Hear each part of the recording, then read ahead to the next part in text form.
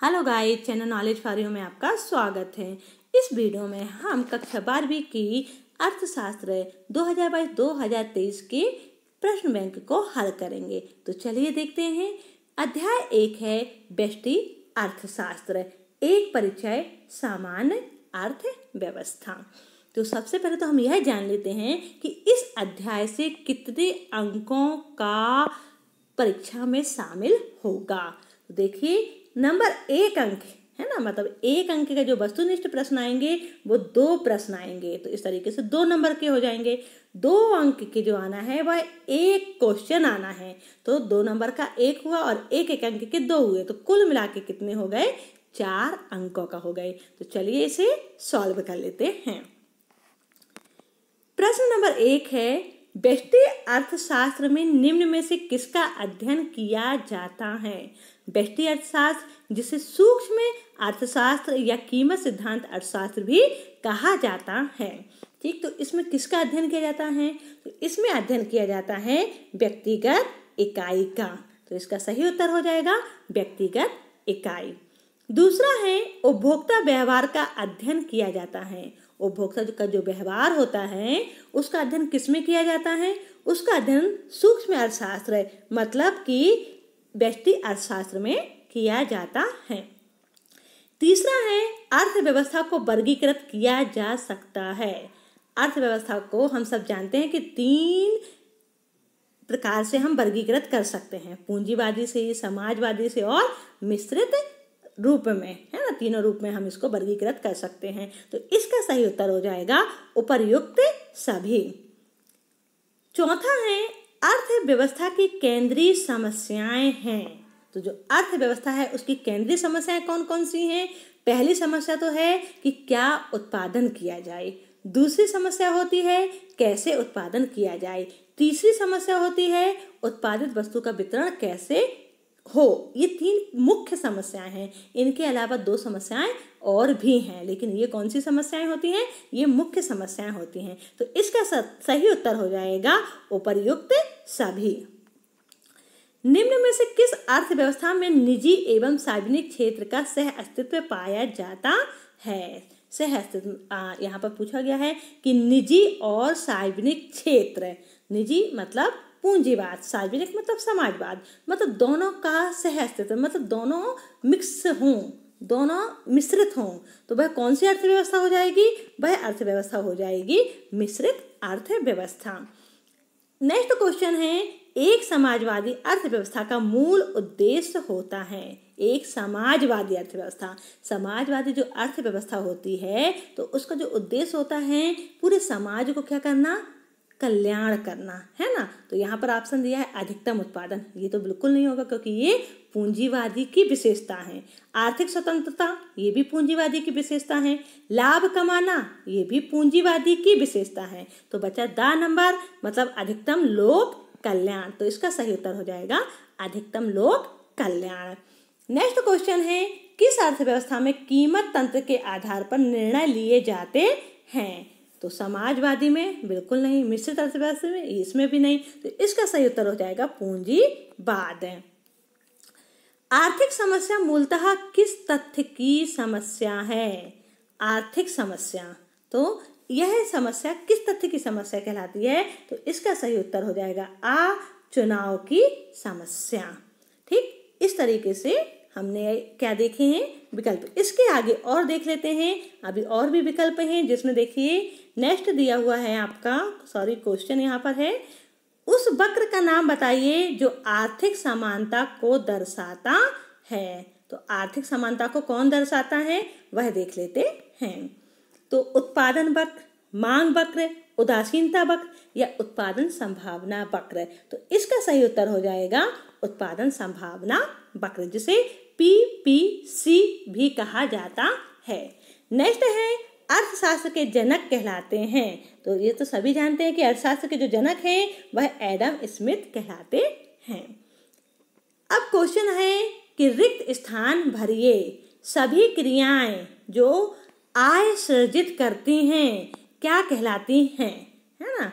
सभी क्रियाएं 2 प्रकार की होती हैं, एक आर्थिक और दूसरी अनार्थिक। तो यहाँ पर पूछी गई जो सभी क्रियाएं आय सृजित करती हैं, मतलब आय उत्पन्न करती हैं, उन क्रियाओं को क्या कहते हैं? तो हम सभी जानते हैं कि जो आर्थिक क्रियाएं होती हैं वो इनकम को सृजित करती हैं या आय को सृजित करती हैं। तो यहाँ पर हो जाएगा उत्तर आर्थिक क्रियाएं।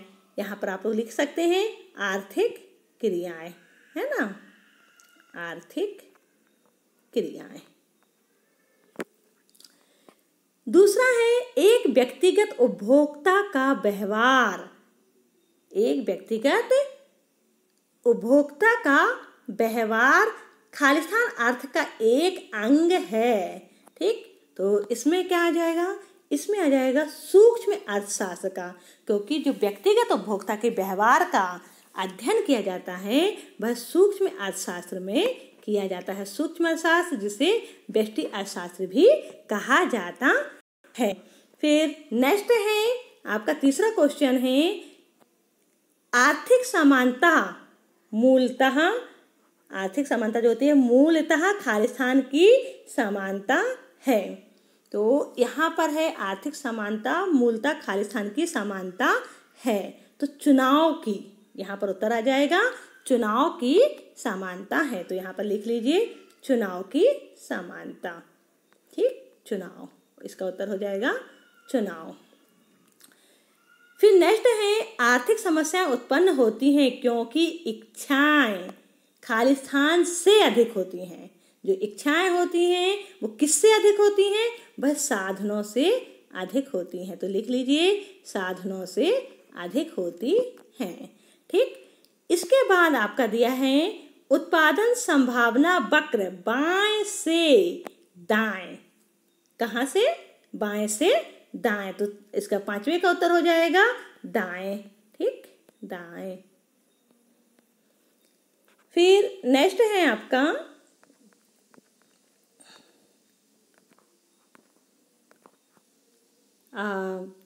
छोटे छोटे चरों का अध्ययन खालिस्तान अर्थशास्त्र में किया जाता है।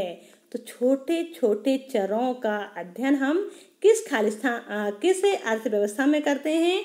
छोटे छोटे जो चर होते हैं उसका अध्ययन हम सूक्ष्म अर्थशास्त्र मतलब व्यष्टि अर्थशास्त्र में करते हैं। तो इसमें आप लिख लीजिए व्यष्टि अर्थशास्त्र। तो इसका उत्तर हो जाएगा व्यष्टि अर्थशास्त्र, है ना। फिर नेक्स्ट है पूंजीवादी अर्थव्यवस्था में प्रत्येक साहसी अपने लाभ को खालिस्तान करना चाहता है। यहाँ पर चाहता है लिखना पड़ेगा, है ना। क्या चाहता है वो? लाभ को क्या करना चाहेगा? वह लाभ को अधिक करना चाहता है। तो यहाँ पर उत्तर हो जाएगा अधिक करना चाहता है।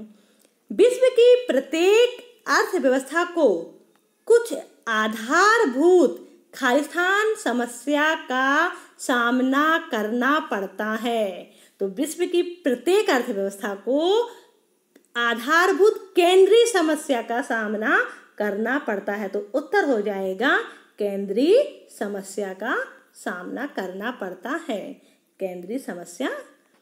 फिर नेक्स्ट है व्यष्टि तथा समष्टि अर्थशास्त्र एक दूसरे के पूरक होते हैं। क्या लिखेंगे इसमें? पूरक होते हैं। एक वस्तु की औसत लागत दूसरे वस्तु की वह मात्रा है जो पहली वस्तु के उत्पादन के लिए खालिस्तान पड़ता है। ठीक, तो खालिस्तान पड़ता है मतलब क्या हुआ? यहाँ पर एक वस्तु की औसत लागत दूसरे वस्तु की वह मात्रा है जो पहले वस्तु के उत्पादन के लिए त्याग करनी पड़ती है। तो यहाँ पर हम लिखेंगे त्याग करनी पड़ती है। 10वें का हो जाएगा आपका उत्तर त्याग करना पड़ती है। ठीक, चलिए अब आता है आपका सही जोड़ियां बनाइए। तो सही जोड़ी बना लेते हैं। यहाँ पर देख लीजिए व्यष्टि अर्थशास्त्र। तो व्यष्टि अर्थशास्त्र क्या होता है? छोटी छोटी इकाइयों का अध्ययन करता है। तो इसका उत्तर हो जाएगा बा। उत्पादन संभावना वक्र। तो उत्पादन संभावना वक्र, इसका उत्तर हो जाएगा वाह। बाएं से दाएं ढाल वाला होता है। आदर्शक अर्थशास्त्र है। तो आदर्शक अर्थशास्त्र का सही उत्तर हो जाएगा, इसका सही उत्तर आदर्शक है, अर्थशास्त्र है ना। क्या होना चाहिए, मतलब आ, इसका उत्तर हो जाएगा आ। केंद्रीय समस्याएं, अब केंद्रीय समस्याएं क्या है, मुख्यतः 3 होती हैं, प्रमुख जो होती हैं वो कैसी होती हैं, 3 होती हैं। ठीक, सॉरी गलत हो गया यहाँ पर। तो यहाँ पर हम देखेंगे कि केंद्रीय समस्या 3 होती हैं। सकारात्मक अर्थशास्त्र, सकारात्मक अर्थशास्त्र क्या है का अध्ययन करता है। ठीक, अवसर लागत, तो अवसर लागत क्या होता है, दूसरे सर्वश्रेष्ठ विकल्प का त्याग करना, है ना। समाजवादी अर्थव्यवस्था, समाजवादी अर्थव्यवस्था का सही जोड़ी होगी सामाजिक स्वामित्व, क्योंकि समाज का स्वामित्व पाया जाता है। पूंजीवादी अर्थव्यवस्था, तो पूंजीवादी अर्थव्यवस्था में क्या आ जाएगा आपका, पूंजीवादी अर्थव्यवस्था, तो यह आ जाएगा कीमत संयंत्र क्रियाशील होता है, नंबर 5। ठीक, मिश्रित अर्थव्यवस्था, मिश्रित अर्थव्यवस्था में आ जाएगा आपका पूंजीवाद तथा समाजवाद का मिश्रण, ये हो जाएगा पूंजीवाद और समाजवाद का मिश्रण। ठीक, समष्टि अर्थशास्त्र छूट गया यहाँ पर, तो समष्टि अर्थशास्त्र बचा था, तो समग्र का अध्ययन, ये हो जाएगा। तो इस तरीके से आपकी सही जोड़ी हो गई। अब आया है प्रश्न, एक शब्द एक वाक्य में उत्तर लिखिए। आय सृजन करने वाले सभी क्रियाएं कहलाती हैं। तो इसका हम उत्तर पहले भी पढ़ चुके हैं कि आय सृजन करने वाली सभी क्रियाएं आर्थिक क्रियाएं कहलाती हैं। तो यहाँ पर आप लिख सकते हो आर्थिक क्रिया कहलाती हैं।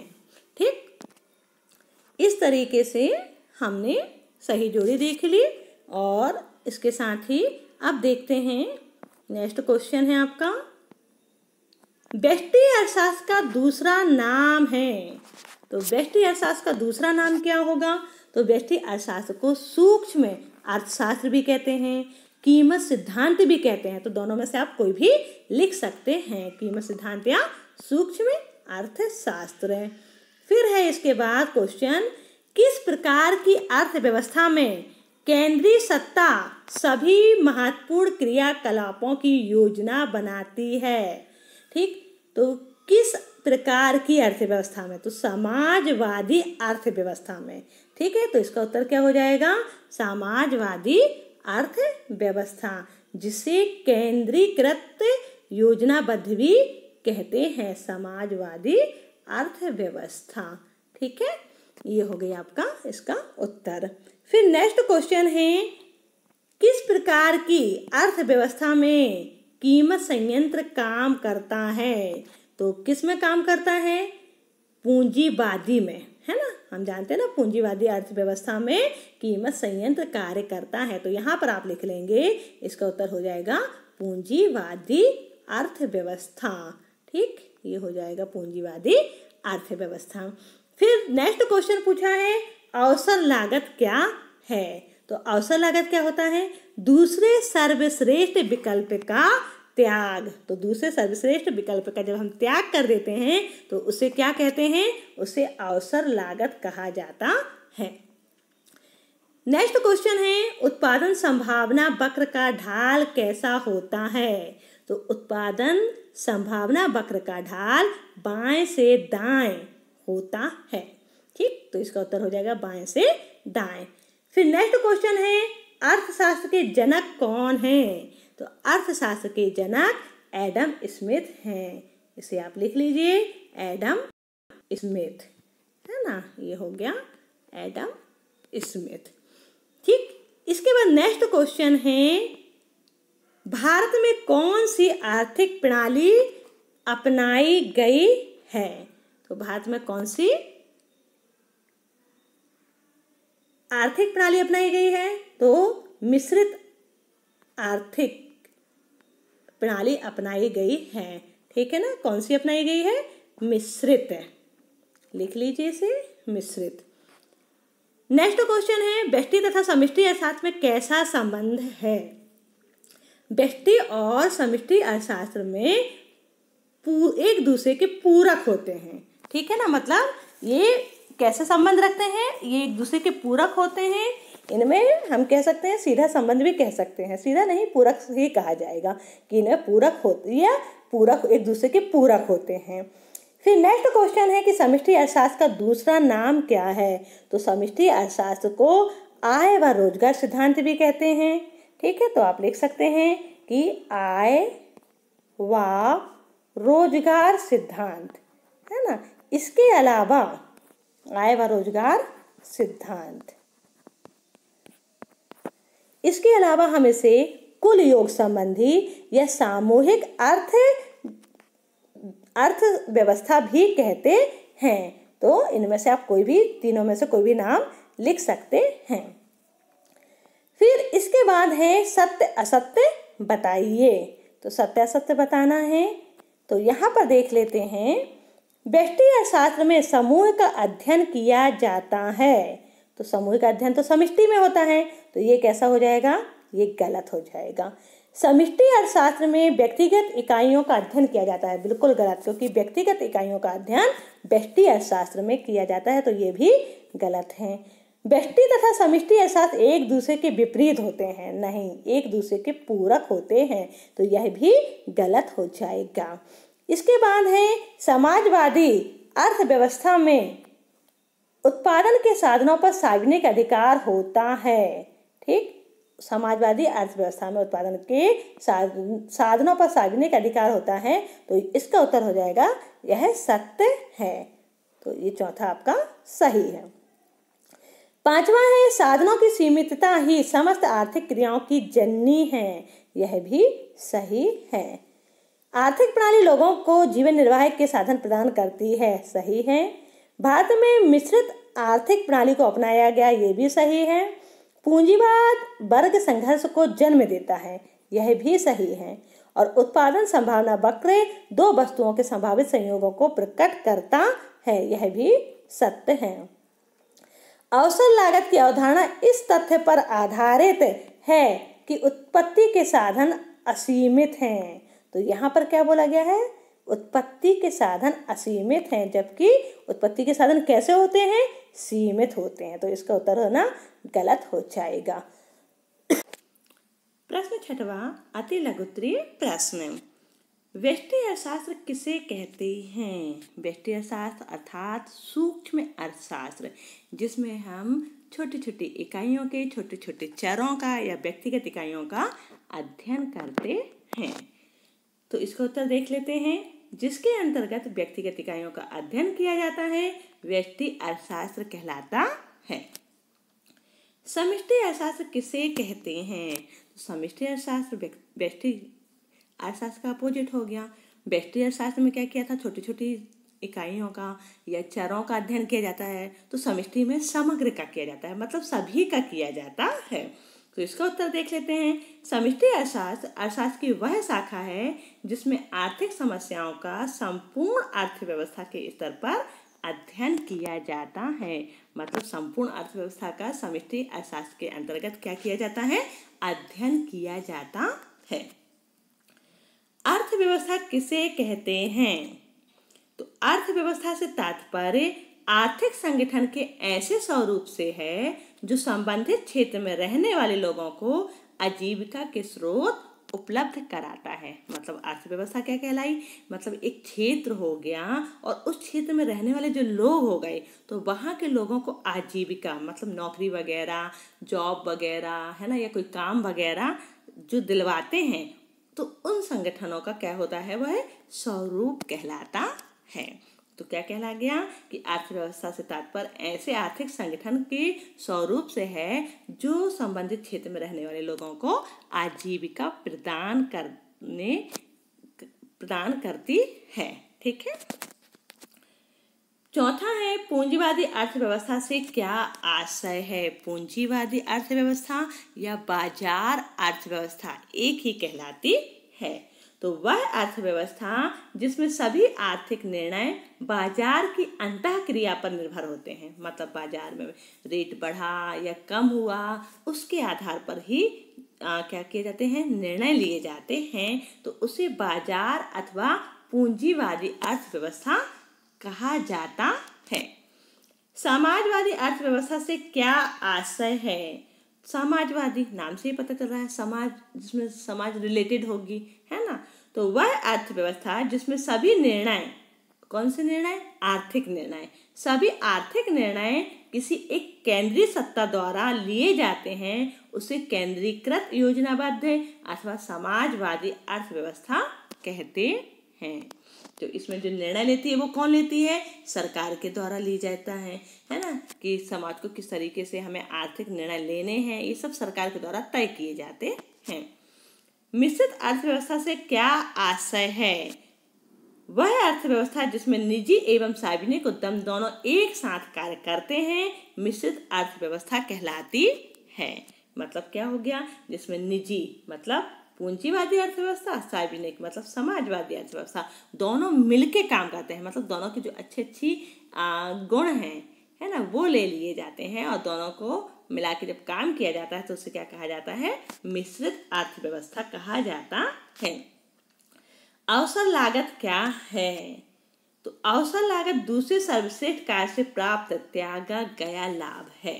तो उसमें क्या होता है, जैसे दो काम है और एक काम को हमने त्याग दिया, तो उस त्याग किए हुए काम में जो राशि हमें प्राप्त होने वाली थी, है ना, जो लाभ प्राप्त होने वाला था, उसी को हम अवसर लागत कहते हैं। सकारात्मक अर्थशास्त्र को समझाइए। सकारात्मक या पॉजिटिव इकोनॉमिक्स क्या होता है? तो सकारात्मक अर्थशास्त्र या वास्तविक विज्ञान, इसका नाम वास्तविक विज्ञान भी है, केवल कारण और परिणाम के बीच संबंध स्थापित करता है। यह केवल क्या है का अध्ययन करता है। मतलब सकारात्मक अर्थशास्त्र में हम यह क्या चीज है, मतलब क्या है ये, इसका ही अध्ययन किया जाता है। आदर्शक अर्थशास्त्र से आप क्या समझते हैं? तो आदर्शक अर्थशास्त्र क्या है या आदर्शात्मक अर्थशास्त्र किसे कहते हैं? तो आदर्शक या मानक अर्थशास्त्र यह बताता है कि अर्थव्यवस्था को कैसा होना चाहिए। अभी हमने देखा था सकारात्मक में क्या आया था, वह बताता कि क्या है, और आदर्शक या मानक अर्थशास्त्र क्या बताता है? कैसा होना चाहिए, ये चीज बताता है, मतलब कि कैसा होना चाहिए, है ना। नेक्स्ट है अर्थव्यवस्था की केंद्रीय समस्या क्या है? तो नंबर 1 समस्या है किन वस्तु का उत्पादन किया जाए और कितनी मात्रा में किया जाए। दूसरा है वस्तुओं का उत्पादन कैसे किया जाए, और तीसरा है वस्तुओं का उत्पादन किसके लिए किया जाए। ये प्रमुख समस्याएं हैं। इसके अलावा 2 समस्याएं आर्थिक विकास और पूर्ण रोजगार की स्थापना भी है। व्यष्टि अर्थशास्त्र की विशेषताएं लिखिए। तो व्यष्टि अर्थशास्त्र की यहाँ पर हम 2 विशेषताएं लिख रही हैं, क्योंकि यहाँ 2 नंबर का आना है, इसलिए 2 विशेषताएं लिख रहे हैं। पहली है व्यष्टि अर्थशास्त्र अर्थव्यवस्था के छोटे छोटे अंशों का या चरों का अध्ययन करता है। दूसरा है व्यष्टि अर्थशास्त्र का अध्ययन करते समय पूर्ण रोजगार की मान्यता को लेकर चला जाता है। प्रश्न 12वां है क्या उत्पादन किया जाए की समस्या को समझाइए। क्या उत्पादन किया जाए, कौन सी समस्या है? तो क्या उत्पादन किया जाए यह किसी वस्तु एवं सेवा का कितनी मात्रा में उत्पादन किया जाए से संबंधित समस्या है। मतलब ये जो समस्या आती है वो किससे संबंधित समस्या है? वस्तु एवं सेवा से, कि मतलब क्या उत्पादन किया जाए। कैसे उत्पादन किया जाए की समस्या को समझाइए। तो कैसे उत्पादन किया जाए, यह उत्पादन की तकनीक श्रम प्रधान हो या पूंजी प्रधान, मतलब ये किससे रिलेटेड हो गई? ये साधन से रिलेटेड हो गई। मतलब किस तकनीक से हम उत्पादन करें, मतलब तकनीक श्रम से हो, मतलब श्रम प्रधान हो या पूंजी प्रधान हो। तो ये समस्या किससे संबंधित हो गई? तकनीक से संबंधित हो गई। प्रश्न 14 है किसके लिए उत्पादन किया जाए की समस्या को समझाइए। वस्तु अथवा सेवा का वितरण किन लोगों के मध्य अथवा कितनी मात्रा में किया जाए से संबंधित समस्या है। मतलब अमीरों के लिए किया जाए या गरीबों के लिए किया जाए, इससे संबंधित समस्या है। 15वां है बाजार अर्थव्यवस्था की विशेषताएं लिखिए। तो इसकी विशेषताएं देख लेते हैं। बाजार अर्थव्यवस्था मतलब पूंजीवादी अर्थव्यवस्था। तो इसकी विशेषता है, सबसे पहले तो निजी संपत्ति। इसमें जो होता है इसकी पहली विशेषता जो होती है वह होती है निजी संपत्ति, मतलब प्राइवेट संपत्ति होती है, लोगों की खुद की संपत्ति होती है, सामाजिक संपत्ति नहीं होती। दूसरा होता है प्रतियोगिता। इसमें क्या होता है, प्रतियोगिता होता है, कंपटीशन होता है, होड़ लगी होती है, एक दूसरों में आगे बढ़ने की होड़ लगी होती है। तीसरा है आर्थिक स्वतंत्रता। यहाँ स्वतंत्रता पाई जाती है, मतलब हम बाजार में प्रवेश करें या बाजार से बाहर आ जाएं, हम पूरी तरह से स्वतंत्र होते हैं। चौथा है कीमत संयंत्र। कीमत संयंत्र के द्वारा ही यहाँ पर, मतलब मांग और पूर्ति के द्वारा ही यहाँ पर ये व्यवस्था चलती है। अब है नियोजित अर्थव्यवस्था की विशेषताएं लिखिए। नियोजित अर्थव्यवस्था मतलब होता है समाजवादी अर्थव्यवस्था, नियोजन बोलते हैं जिसे, प्लानिंग बोलते हैं हम। तो नियोजित अर्थव्यवस्था की विशेषताएं देख लेते हैं। पहली है सामाजिक स्वामित्व। इसमें जो स्वामित्व होता है साधनों पर वो किसका होता है, समाज का होता है। दूसरा है आर्थिक स्वतंत्रता की अनुपस्थिति। यहाँ पर आर्थिक स्वतंत्रता नहीं होती, कि मतलब हम कभी भी बाजार में एंटर हो जाए, मतलब कोई भी फर्म बाजार में एंटर हो जाए, एग्जिट हो जाए, ये स्वतंत्रता इसमें नहीं होती है। तीसरा है कीमत संयंत्र की गौण भूमिका। जो कीमत संयंत्र है वो किसमें होता है, पूंजीवादी अर्थव्यवस्था में होता है, लेकिन इसमें कीमत संयंत्र से कोई मतलब नहीं है। इसमें एक लिमिट होती है कि इतना प्राइस हमें फिक्स कर देना है। चौथा है प्रतियोगिता की अनुपस्थिति। प्रतियोगिता भी नहीं होती, क्योंकि समाज के लिए कार्य किया जाता है, समाज के हित के लिए कार्य किया जा रहा है, तो इसमें प्रतियोगिता नहीं होती है। 17वां है मिश्रित अर्थव्यवस्था की विशेषताएं लिखिए। तो पहली विशेषता है निजी एवं सार्वजनिक संपत्ति का सह अस्तित्व। मतलब जो निजी है, मतलब जो पूंजीवादी अर्थव्यवस्था है और जो समाजवादी अर्थव्यवस्था है, दोनों को मिला के मिश्रित अर्थव्यवस्था बनती है। दूसरा है आर्थिक स्वतंत्रता। इसमें आर्थिक स्वतंत्रता पाई जाती है, लिमिट में पाई जाती है, एक सीमा तक पाई जाती है। कीमत प्रणाली भी पाई जाती है और सीमित प्रतियोगिता भी होती है। क्यों? क्योंकि इसमें पूंजीवादी का भी और समाजवादी का मिला जुला रूप है, मतलब दोनों के गुणों को शामिल किया गया है। इसके बाद जो क्वेश्चन दिए हैं वो नेक्स्ट वीडियो में हम देख लेंगे और उसे डिटेल में देखेंगे। और प्रश्न 21वां है सीमांत उत्पादन संभावना किसे कहते हैं।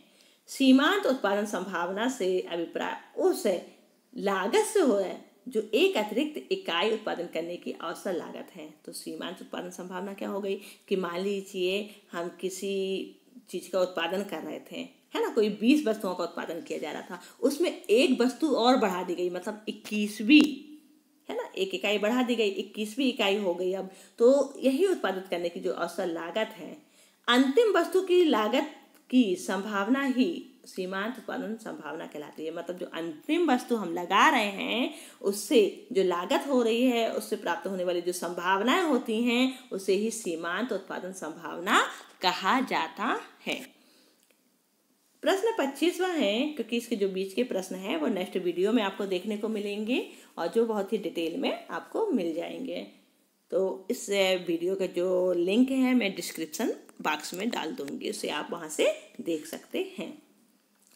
उत्पादन संभावना वक्र को तालिका एवं चित्र द्वारा समझाइए। तो उत्पादन संभावना वक्र दो वस्तुओं के उन विभिन्न संयोगों को दर्शाता है जिनका उत्पादन अर्थव्यवस्था के संसाधनों को पूर्ण रूप से प्रयोग करके किया गया है।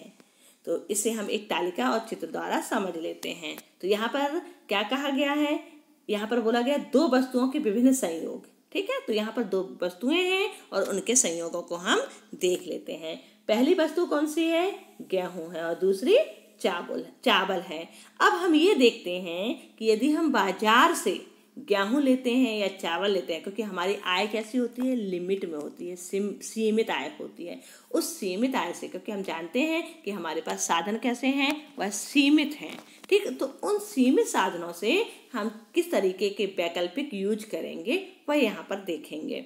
अब देखिए संभावनाएं क्या क्या बन रही हैं। तो ए संभावना क्या है कि यदि हम 10 किलो चावल ले रहे हैं, कितना चावल ले रहे हैं हम यहाँ पर 10 किलो चावल ले रहे हैं, तो गेहूं की मात्रा हम नहीं ले पा रहे क्योंकि हमारे पास जो साधन है वह सीमित है, ठीक। तो यहाँ पर जो चावल था 10 लेने पर गेहूं का जो मात्रा थी वह 0 है।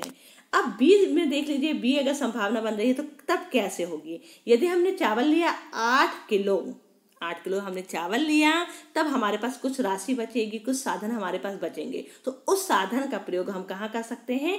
गेहूं में कर सकते हैं। तो गेहूं की मात्रा कितनी हो गई? 1 हो गई। ठीक, इसी तरीके से सी संभावना अगर देखेंगे, तब सी संभावना में हमने चावल की मात्रा को जो हुआ घटा दिया, जो साधन था उसमें घटा दिए हैं। अब 6 साधनों का प्रयोग कर रहे हैं, 6 इकाई का हम प्रयोग कर रहे हैं, तब गेहूं की मात्रा क्या हो जाएगी? बढ़ जाएगी। ठीक, डी में सेट देखिए तो 4 अगर होती है, तब यहाँ पर गेहूं की मात्रा और अधिक बढ़ जाएगी, क्योंकि हमारे पास साधन और बचेंगे, तो उस साधनों का प्रयोग हम गेहूं के लिए कर सकते हैं। और यदि हम चावल की मात्रा 0 कर देते हैं, मतलब चावल का प्रयोग नहीं कर रहे हैं, साधनों का प्रयोग चावल के लिए नहीं कर रहे हैं, तब हम पूरे साधनों का प्रयोग गेहूं में कर सकते हैं। तो इसे हम चित्र द्वारा भी समझ लेते हैं। तो यहाँ हम देख रहे हैं कि एक्स अक्ष पर गेहूं की मात्रा दिखाई गई है और वाई अक्ष पर चावल की मात्रा दिखाई गई है, और यहाँ पर ये उत्पादन संभावना वक्र है जो यहाँ पर ये दिखा रहा है। तो यहाँ देख लेते हैं कि जब चावल की मात्रा 10 है, तब गेहूं की मात्रा कितनी होगी? 0 होगी। दूसरा सेट जो बी कह रहा था कि हमने चावल की मात्रा कितनी ले ली? 8 ले ली, तब गेहूं की मात्रा कितनी है? तब गेहूं की मात्रा 1 है। फिर सी में देखेंगे, अगर चावल की मात्रा 6 का प्रयोग कर रहे हैं, तब गेहूं की मात्रा 2 हो जा रही है, और इसी तरीके से 4 मात्रा यूज करने पर 3 का प्रयोग हो रहा है। तो इन सब बिंदुओं को जब हम मिला देंगे तो क्या बन जाएगा? हमारा उत्पादन संभावना वक्र बन जाएगा। तो ये जो हमें प्राप्त हुआ, ये क्या हो गया? उत्पादन संभावना वक्र प्राप्त हुआ है, जो उन सेटों को दिखा रहा है कि हम किस सेट का प्रयोग कर सकते हैं। ये पूरे सेट बने हुए हैं। नेक्स्ट है, पीपीसी के विचार का प्रयोग करते हुए दुर्लभता की समस्या स्पष्ट कीजिए। पीपीसी वही उत्पादन संभावना वक्र है ना, पीपीसी उसी को कहा जाता है, उत्पादन संभावना वक्र के विचार का प्रयोग करते हुए दुर्लभता की समस्या स्पष्ट कीजिए। तो यहाँ पर आप देख रहे हैं ये उत्पादन संभावना वक्र है, मतलब पीपीसी है। ठीक, तो इसे समझ लेते हैं। दुर्लभता की समस्या मतलब दुर्लभता किसमें? साधन में ना, साधन ही तो दुर्लभ होते हैं ना। तो हमारे पास साधन कैसे हैं? सीमित हैं, दुर्लभ हैं। तो इस समस्या का संबंध उत्पादन की तकनीक के चुनाव से है। ठीक, मतलब हम किस पूंजी का प्रयोग करें या श्रम का अधिक प्रयोग करें।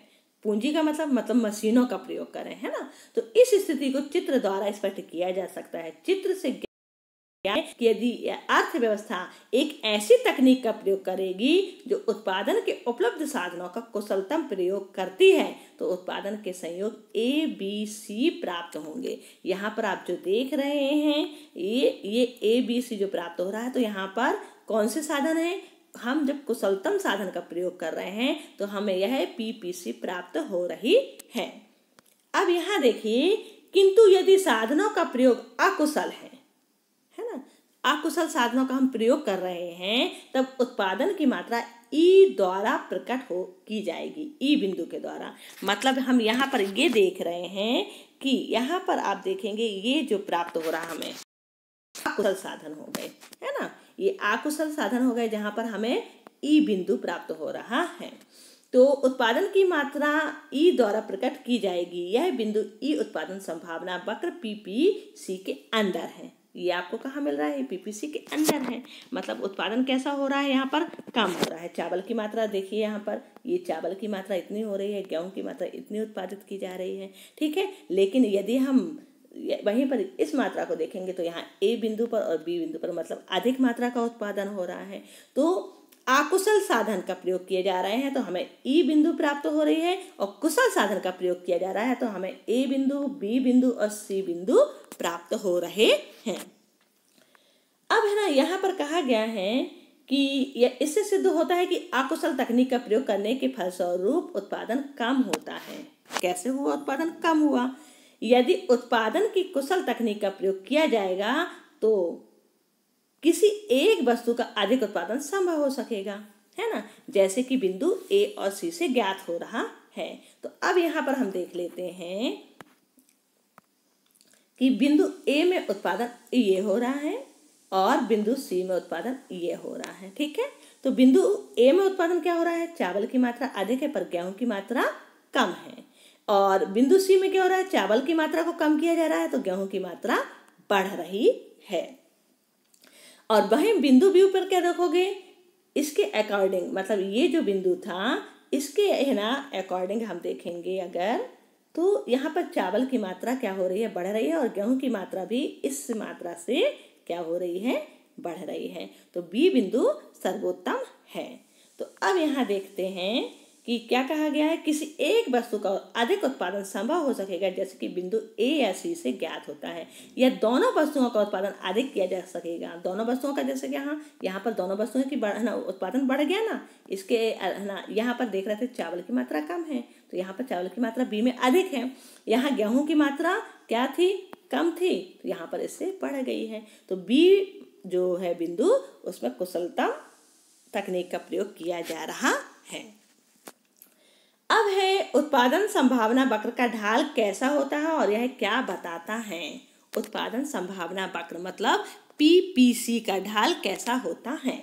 तो किसी अर्थव्यवस्था में पूर्ण रोजगार की दशा में संसाधनों का कुशलतम उपयोग किसी एक वस्तु के उत्पादन की मात्रा को बढ़ाता है। यदि हम संसाधनों का कुशलतम प्रयोग कर रहे हैं, अच्छी तरह से प्रयोग कर रहे हैं, तो एक वस्तु का उत्पादन कैसे हो जाएगा, बढ़ जाएगा, और दूसरी वस्तु की उत्पादन मात्रा को कम कर देगा। अब यहाँ पर आप देख सकते हैं कि हमने बाई वस्तु का प्रयोग यहाँ पर किया तो ये वस्तु क्या हो रही है, अधिक मात्रा में यूज हो रही है, और यहाँ पर एक्स तक ही यूज हो रही है, ठीक है ना, मतलब प्रयोग किए जा रही है, मतलब एक पॉइंट हमें यहाँ प्राप्त हो गया, ठीक। लेकिन अगर हम इसी वस्तु की मात्रा को घटा दें और इस वस्तु की मात्रा का उत्पादन अधिक कर रहे हैं तो हमें मात्रा ये प्राप्त हो जाएगी। तो इसे समझ लेते हैं फिर से। किसी अर्थव्यवस्था में पूर्ण रोजगार की दशा में संसाधनों का कुशलतम उपयोग किसी एक वस्तु के उत्पादन की मात्रा को बढ़ाता है। यहाँ पर अभी क्या किया था, इस वस्तु की मात्रा बढ़ रही है और इस वस्तु की मात्रा घट रही है, तो दूसरी वस्तु की उत्पादन मात्रा को कम करता है। और जब अर्थव्यवस्था के सभी संसाधनों का कुशलतम एवं पूर्ण उपयोग किया जा रहा हो तो दोनों वस्तुओं के उत्पादन में एक साथ वृद्धि करना संभव नहीं होता है। कि आप सोच लें कि दोनों वस्तुएं एक साथ ही बढ़ा दी जाएं तो यह संभव नहीं है। तो एक वस्तु के उत्पादन की मात्रा को घटाकर ही दूसरी वस्तु के उत्पादन में वृद्धि की जा सकती है। मतलब अगर हम इसको बढ़ाते हैं तो इस मात्रा को हमें घटाना पड़ेगा क्योंकि साधन सीमित है, और यदि इस वस्तु को घटाते हैं तो इस वस्तु की मात्रा को हम बढ़ा सकते हैं। मतलब कोई एक साधनों से एक ही वस्तु की मात्रा को बढ़ा सकते हैं। यही कारण है कि उत्पादन संभावना वक्र का झुकाव बाएं से दाएं नीचे ढाल लिए हुए होता है। तो यहाँ पर हम देख रहे हैं बाएं से दाएं नीचे ढाल लिए हुए हैं। अब है उदाहरण की सहायता से अवसर लागत को स्पष्ट कीजिए। अवसर लागत आप जानते ही हैं कि अवसर लागत क्या होती है। जब हम एक कार्य के बदले दूसरे कार्य को अगर हम पसंद करते हैं तो पहले त्यागे गए कार्य का जो लाभ है उसे अवसर लागत कहा जाता है। तो इसे हम उदाहरण द्वारा समझ लेते हैं। यदि किसी साधन विशेष की एक निश्चित मात्रा को, एक साधन है हमारे पास और उसकी मात्रा भी कैसी है, निश्चित है, साधन हमारे पास सीमित है, तो उसकी जो निश्चित मात्रा है का दो प्रयोग कर सकते हैं। पहला गेहूं उत्पादन अथवा मशीन उत्पादन में, मतलब हमारे पास जो साधन है हम उन साधनों से दो कार्य कर सकते हैं। पहला तो हम गेहूं उत्पादन कर लें या फिर हम मशीनों का उत्पादन कर लें। और यदि एक समान साधनों से 5 लाख रुपए गेहूं का उत्पादन, मतलब हमने क्या किया, उन साधनों का प्रयोग किया और उस साधन से हमें प्रयोग करने पर कितने गेहूं के उत्पादन हुआ, 5 लाख गेहूं का उत्पादन हमने किया। ये ठीक, उस साधन का प्रयोग करते हुए कितने गेहूं का उत्पादन हुआ, 5 लाख मूल्य का गेहूं हमें उत्पादित हुआ। अब हम यहाँ देखेंगे और उसी से 4 लाख रुपए मूल्य की मशीन का उत्पादन हुआ। ठीक है, मतलब गेहूं का उत्पादन कितना हुआ, 5 लाख का, और मशीनों का उत्पादन कितना हो रहा, 4 लाख का हो रहा है। तब हम क्या करेंगे, जो साधन के बेहतर प्रतिफल मतलब होता है लाभ। अब लाभ की दृष्टि से क्या हो रहा है, गेहूं का उत्पादन हमें ज़्यादा बेटर लग रहा है। क्यों बेटर लग रहा है, क्यों अच्छा लग रहा है, क्योंकि हमें गेहूं के उत्पादन में 5 लाख रुपए का फायदा हो रहा है। जबकि हम मशीन का उत्पादन कर रहे हैं तो हमें कितना लाभ हो रहा है, 4 लाख का लाभ हो रहा है। ठीक, तो 5 लाख मूल्य के गेहूं के बदले में हम 4 लाख मूल्य की मशीनों का परित्याग कर देंगे। मतलब हम किसका त्याग करेंगे? 4 लाख मूल्य वाली मशीनों का जो हम उत्पादन कर रहे थे उसको हम छोड़ देंगे। हम किसका उत्पादन करना शुरू कर देंगे? गेहूं का उत्पादन करना शुरू कर देंगे। तो इस प्रकार परित्याग की गई मशीनों का मूल्य, कितना मूल्य हमने त्याग कर दिया? 4 लाख रुपए हमने छोड़ दिए, उनका त्याग कर दिया। तो इन त्यागे गए मूल्य के बदले में हमें क्या मिल रहा है? गेहूं के मूल्य का मिल रहा है। गेहूं का जो मूल्य मिल रहा है तो वह क्या कहलाएगा? अवसर लागत कहलाएगा। तो सरल भाषा में ऐसे समझ लीजिए इसे कि हमने मशीनों के मूल्य का त्याग किया, मतलब हमने 4 लाख रुपए का जो त्याग किया वो किसके लिए किया? गेहूं के मूल्य, मतलब 5 लाख रुपए के लिए त्याग किया। तो ये जो 5 लाख रुपए हमें मिल रहा है वह क्या कहला रहा है? अवसर लागत कहला रहा है।